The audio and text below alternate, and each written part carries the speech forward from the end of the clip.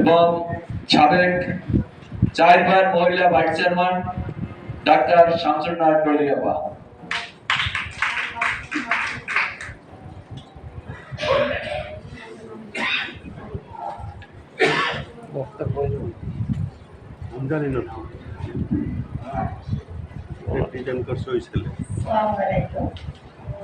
আজকে কৃষক ফেডারেশনে আয়োজিত জাতীয় সম্মেলন কৃষক, সত্যিকারে বাংলাদেশে এমন এক আমাদের এই কৃষকদের কথা বলার জন্য আয়োজন করা হয়েছে। কিন্তু আজকে আমাদের মাঝে প্রধান অতিথি ছিল, সে সত্যিকারে কৃষকের প্রাণের বন্ধু ছিল এবং কৃষকের যেখানে যে সমস্যা থাকে তখনই তাকে আমরা সাথে পাইতাম। সেই বন্ধু আমাদের মাঝে উপস্থিত ছিল এবং আরো উপস্থিত আছেন মধ্যে আমাদের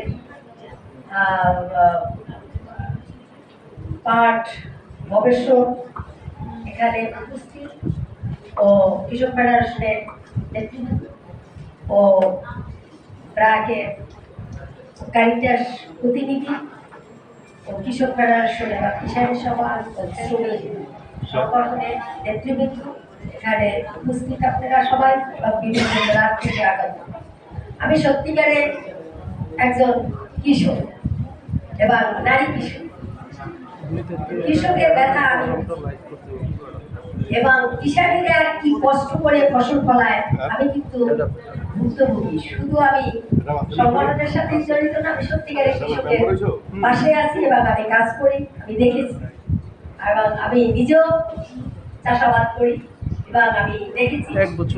কিছুদিন আগে আপনার টাঙ্গাইলে গেছিলাম একটা প্রশিক্ষণে, সেখানে আমি দেখে আসছি যে আলু তারা কিভাবে বীজটা কোল্ড স্টোর ছাড়া এবং সময় মতন আমাদের বীজটা রোপণ করা যাবে। আমি সত্যিকারই সেভাবেই আমি বীজ রেখেছি, দেখি বাড়িতে কি আছে জানি না।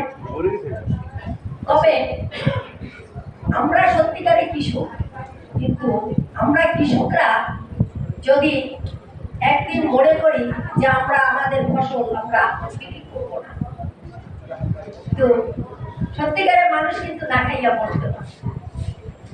আমরা কিন্তু পারি না, এই আমাদের সেই সংগঠিত আমরা না বিধায় আমরা পারি না।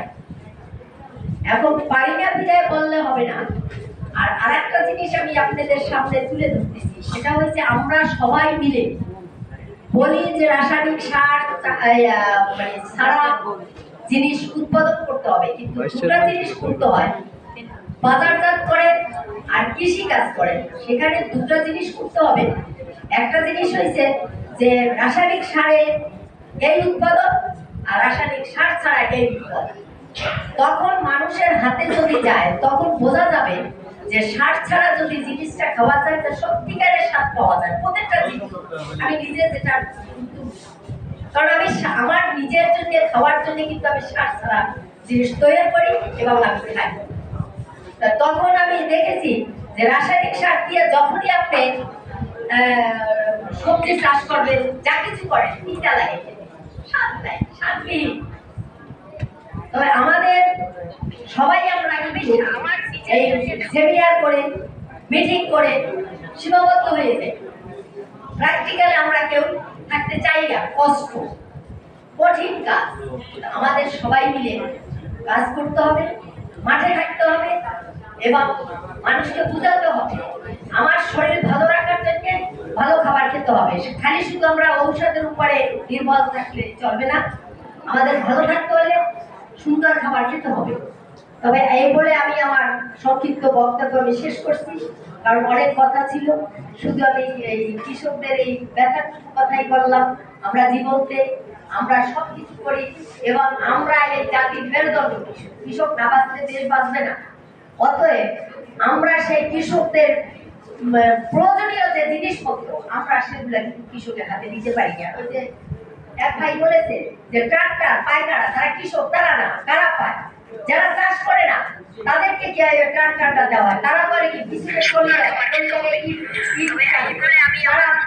কি করে কৃষি কাজ করতে যায়, অথচ দেখা যাচ্ছে যাদের যা আছে যেটা দরকার সেটা কিন্তু কৃষক পায় না।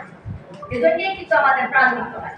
আবার আমরা উৎপাদন করি, উৎপাদন করে মাঠে যখন বাজারজাত যখন করি তখন সেদিকে আমাদের মালগুলা জোর বেঁধে দাম কমাইয়া ফেলে, সেখানেও আমরা পাই। অতএব আমরা মায়ের খেতে খেতে শেষ পর্যন্ত আমরা করি কি আমাদের জীবন দিয়ে চলে যাই, এছাড়া কোনো পথ নেই। এই বলে আমি আমার সংক্ষিপ্ত